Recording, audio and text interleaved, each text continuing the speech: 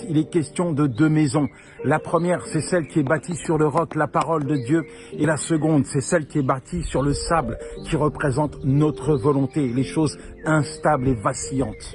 Et moi, pendant des années, je ne voulais pas mettre la parole de Dieu en avant. Non, ça, c'était juste pour le dimanche.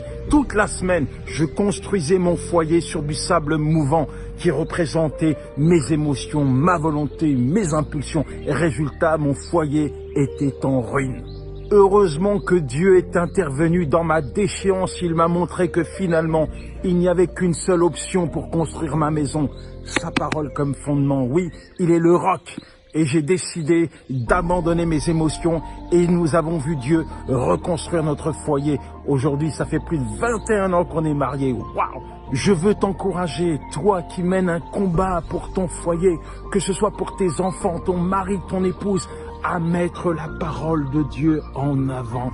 Si tu décides de serrer cette parole sur ton cœur, de la proclamer, la confesser chaque jour, oui, de continuer à prier inlassablement pour ton foyer, je t'assure que tu prends les bonnes décisions et tu laisses Dieu venir construire ton foyer. Il est celui qui rebâtit les foyers en ruine. Et avec lui comme fondement, les tempêtes, les cyclones peuvent s'écraser sur ta maison, mais elle restera debout et stable parce qu'elle est bâtie sur le roc de la parole de Dieu. Ciao.